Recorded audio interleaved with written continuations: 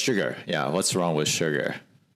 I guess sugar in general, excess sugar, and we see this more. Is this kind of a modern thing with, I guess, the availability of a lot of processed foods or like refined sugar products, like cane sugar, corn syrup. That's a pretty major one. Um, it seems that in the past, in older lifestyle like hunter gatherer lifestyles, or even not too long ago, you can talk about just even a couple hundred years ago, we didn't have access to such quantities of sugar. And Mm. so it seems that, too much of it all at once, which is pretty common in the standard American diet through things like sodas or, like donuts. A lot of processed foods have a lot of sugar packed into it. Seems like that has a negative impact on, well, specifically a couple major things are our insulin sensitivity, our ability to process these sugars. And this seems to pretty much create inflammation in the system because we're not able to process so much all at once. Mm. Yeah. Yeah, that's the first evil, right? And I think most people are realize but it's just so addictive. It's so hard to stop. Um, and however, it also has such negative impact because we know that reduction in insulin sensitivity means a lot of other signaling is also weakened. And so things like signals that turn on our immunity, immune function, so forth, that's also reduced because I think insulin is a important signal for that as well. So yeah, so it's definitely associated with diabetes and even I think some people call it Alzheimer's type 3 diabetes, right? Or diabetes of the brain, right? Yeah. And this all seems to go back to that insulin sensitivity, which is, or lack of insulin sensitivity, which is one of the key characteristics of metabolic disease. Yeah. So how do we shift? I think she talked about the history a little bit, right? How do we shift from a society that did not have that much sugar or carbohydrate into one where that is the majority of our caloric intake? I don't quite remember about all specifically like the detailed history, but Yeah. I know a lot of the beginning of the production of monocrops, which corn, where we get corn syrup from, Yeah. is one Yeah. of Yeah. them started. I don't think any of this like things that are hurting our health came from bad intentions, but a lot of it did come from just wanting to be more efficient in the production of food and feeding people. A lot of it was trying to feed the world, help support third world countries and Yeah. end Yeah. hunger. Yeah. So a lot of it was that, and then a lot of it then became processed food companies, and I think that we just didn't realize for a long time how harmful a lot of these processed foods can be. Yeah. Yeah. And I think on the flip side of that is that we become much more fat phobic, right? Mm. So I know that you prepare some more content to share here. So, yeah, so maybe you talk about now that we move into more carbohydrate, more sugar, and then at the same time we kind of avoided fat because we thought fat is what made us fat. In fact, Yeah. I did that for a long time. Right? Back when we were still living in the States, I did the P90X program, and then started to cut out all the fats and eat only egg whites and threw away all the egg yolks. I couldn't believe how many egg yolks I threw away back then, right? Mhm. Right. So Yeah. yeah. So how did that come about, and what's the damage in that? I think. Yeah, so a lot of it, I guess, when we shifted more like towards sugar, we that was a lot from like majorly like influenced by like a fear of consuming fat. And so um okay, so this is a picture from, or a little figure from her book Deep Nutrition, where she talks about and like studies or research from Ancel Keys. So Ancel Keys was a physiologist. He was active around the doing a lot of research in the 1950s, and he played a major role in shifting, I guess, how Americans thought of fat. And so he really linked saturated fat and cholesterol with cardiovascular disease. And we can still see that in our dietary guidelines now. We're very afraid of saturated fats and cholesterol. And yeah, so pretty much she compares a little bit about his data to a more fuller set of data. But basically, he used this to, you can see on the figure on the little graph on the right, from his 6 countries, that he linked the percent of dietary calories from fat to heart disease and cardiovascular disease related deaths. And so, yeah, so she points out here that a fuller set of data actually doesn't support this direct trend or this direct association with fat and cardiovascular disease. And she also points out that margarine wasn't really taken into account, or say like trans fats, or the like linoleic acids, omega-6, polyunsaturated fats.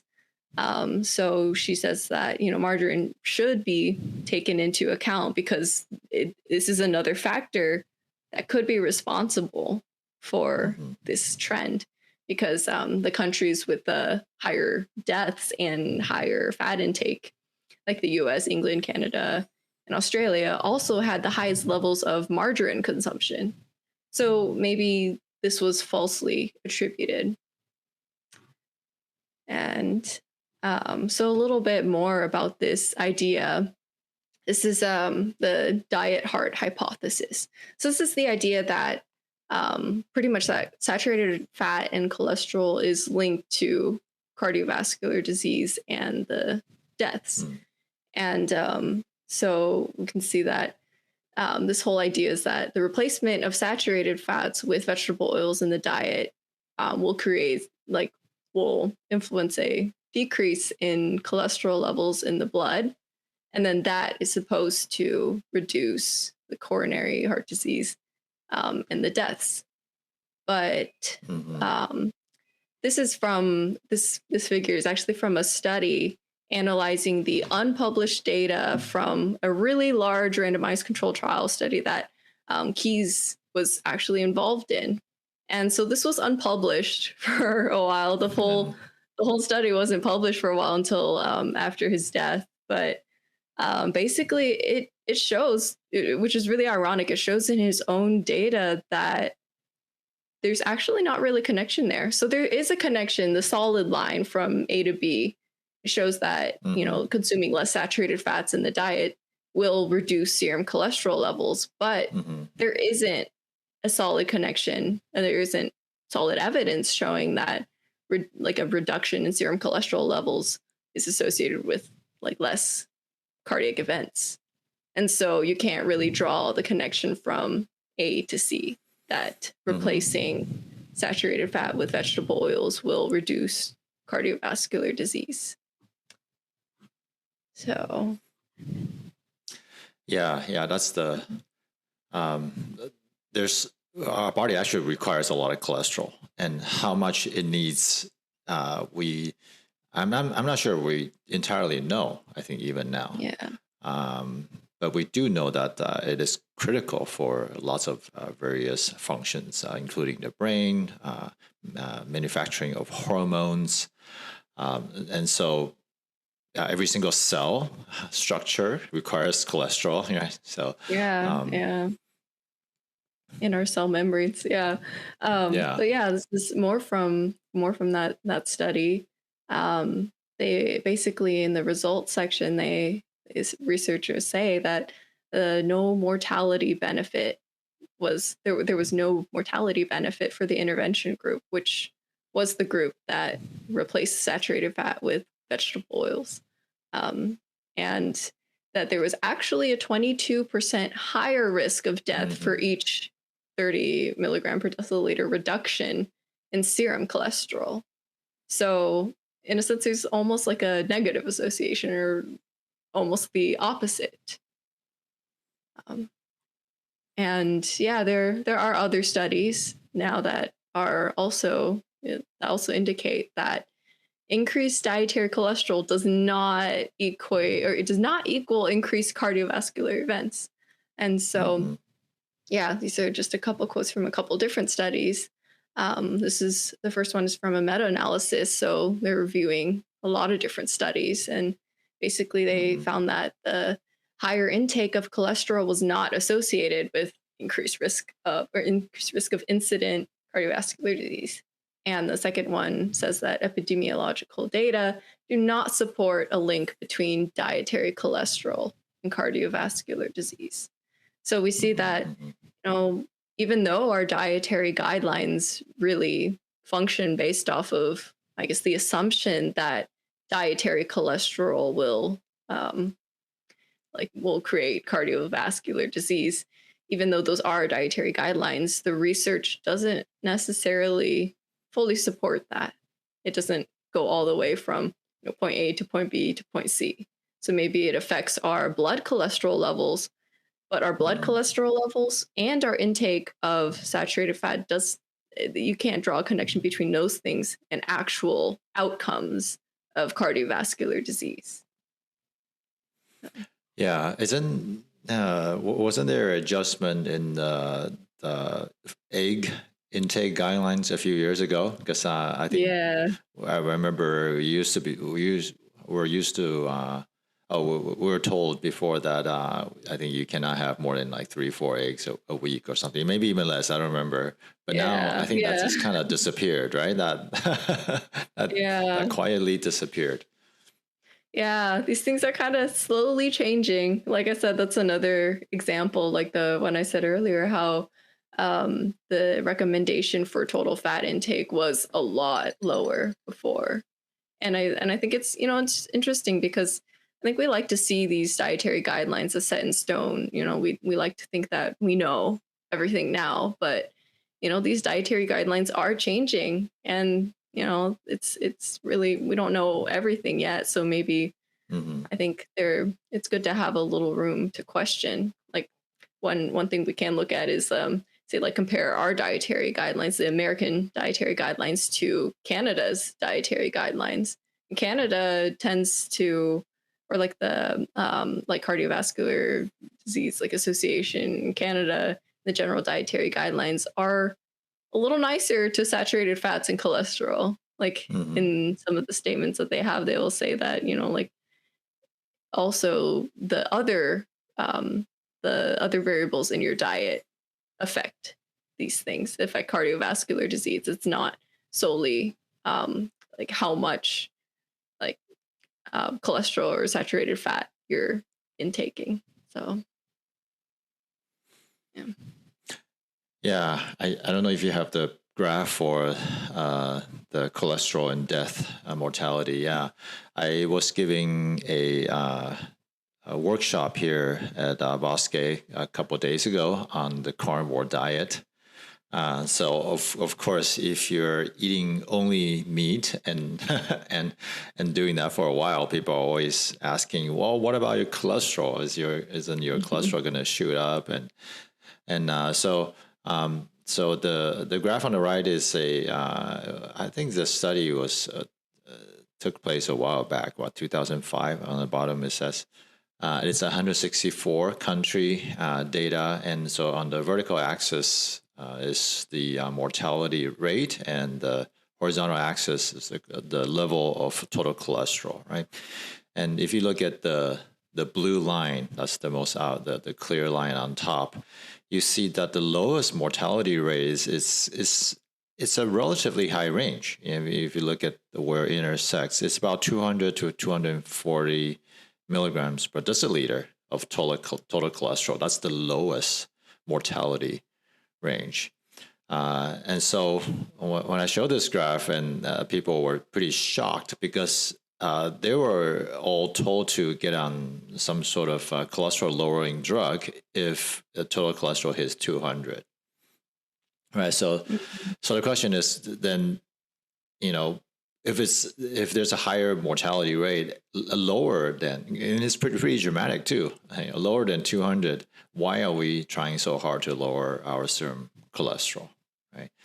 When our physiological functioning requires a healthy amount of cholesterol. Of course, excessively high, I think, can also be problematic. So it's not that, it's just you don't need to care about your cholesterol, but I think maybe there's more to the cholesterol story than just the numbers. Yeah, I think this is also a result of like jumping to conclusions based off of observational studies. So in observational studies or epidemiology, we see a lot of correlations or connections. They're not like clinical trials where we basically just like we have multiple groups and then test one group. It's largely observational. So it's hard to account for all the other variables if you're trying to measure a couple things. So I think that, yeah, one of the ways we run into trouble is jumping to conclusions based off of just correlations. Yeah. So if cholesterol is not so much the